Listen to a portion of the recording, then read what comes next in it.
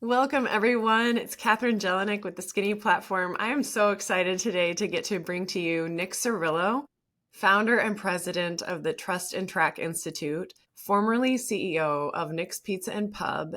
And for me, Nick has been on my list for this podcast as an expander since we started it. And so finally getting to interview him today. But Nick, you've been a huge expander for me, like ever since I've known you, as somebody who really blew my limits further in terms of what I thought a conscious operation and organization could look like. I know you don't necessarily use that word, but what I got to see when we've toured Nick's Pizza and Pub, you really embodied the actualized organization, which was so cool. So welcome, Nick. Thank you for being here. Yeah, thank you. I'm grateful for this opportunity, Catherine. You've always been a rock star in my mind, and continue to do amazing work in any direction, any endeavor you've ever done. So I'm grateful for this opportunity. I'm honored to Thank you. have the space. So appreciate it.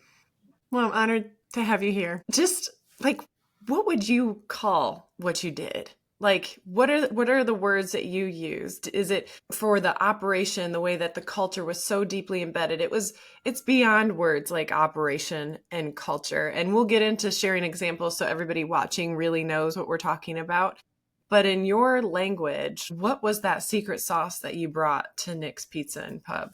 Care for people. I don't know if that's oversimplifying it, but the word conscious does come up sometimes. It is, especially nowadays, there's more and more in the media about conscious leadership, conscious capitalism for sure. But really, at the core, it started with a belief in I care about people. Maybe I'm an optimist kind of perspective that I believe people are doing their best every day when they come to work. So in the very beginning days of my restaurant, I thought, well, wait a second. If people are making mistakes and they're not doing what I'm expecting them to do, is that really their fault? I thought it was at least 50% my fault for not training them as well and not being as clear as I can be in the expectation, giving them the tools to perform.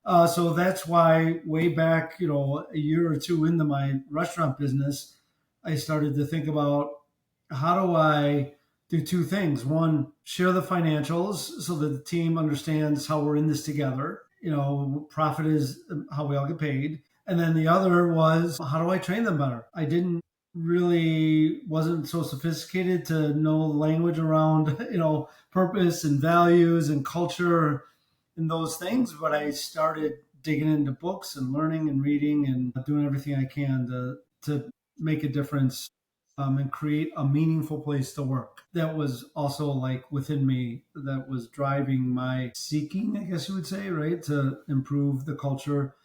And I truly believe that customers, our guests in our restaurants are very, very important. And they hear that term customers first, which is true, but I truly believed in order to get a customer first mentality, you have to take care of the team first. Take care of the team so they could deliver and create a great experience for our guests, our customers. So that's where it came from. Yeah, that's really great. Thank you. And yes, so what you really created was alignment in the organization around the North Star of like, as a team, we're here to grow the business, the financials, how we operate. There was such clarity there. Yeah. But then in terms of your training them, I don't know if this was on your mind at the time, but the North Star there was you had what we saw was each person was a leader and really taking full responsibility, accountability for the embodiment of their role with all of your values in mind. Yes. Yeah, exactly. Yeah. Each person is a leader. We just have to believe that. And then how do we, as an organization, what's missing in our organization to set them up to step into that ownership of their own potential and of their own leadership? It's interesting, hear you say that. I think what's useful for me, maybe useful for other, entrepreneurs, business owners. I really, you're speaking about the North Star. And I think a lot of entrepreneurs start with passion, don't they? Yeah. They're like, they see something that's like, ooh, there's an opportunity, right? I think I can make something of this. And it's Mhm. something inside them that just drive them with their passion. And that's what I started with. Even when I started my construction business before the restaurant business, it was the same thing. It's like I loved building houses. And, there's so much talk these days of, it seems like I hear a lot about, in order to be an entrepreneur, in order to be successful, you have to have some big, great idea, a very creative thing or something. Mhm. That's what gets a lot of news. And I think the missing opportunity is there's in every business, there's an opportunity. In the construction business, what I saw as an opportunity is taking care of my customers, the homeowners I was building houses for, or when I started remodeling, right? The homeowner I was remodeling for, and just take the service level to the next level. Mhm. Deliver on what I said I would. The dates I'm going to get things done. I'm going to get things done on those dates. I'm going to follow up and I'm going to communicate with them about how the progress is going and just deliver on the service that I still think is missing in construction industry. It's not consistent. It's like, oh yeah, it's going to be done in 30 days and ends up being done in 60 days. It's like, no, that's not, and we're going to take, Mhm. so I did that in construction. And then when I wanted to open a restaurant where I saw an opportunity in a restaurant like taking our kids out to eat, right? I had Yeah.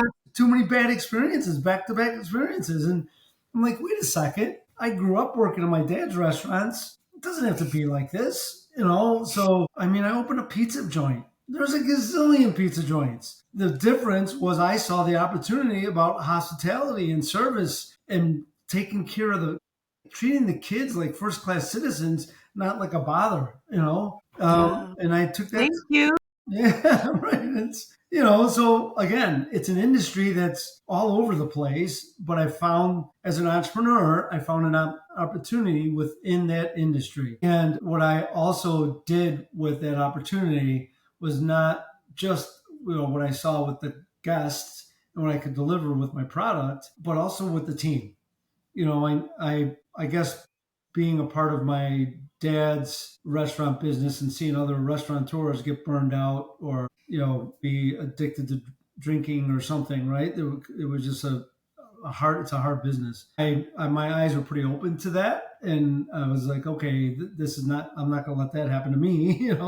I'm still Mhm. gonna. I still have a family. I still want to be a good dad. I still want to coach my kids wrestling and football, and Yeah. so I figured I got to build a team so that we could all work together, and I'm not killing myself in the restaurants. So Hmm. that's where it all started, Catherine. Really, and that was at the genesis of what I wanted to do in my business as an entrepreneur.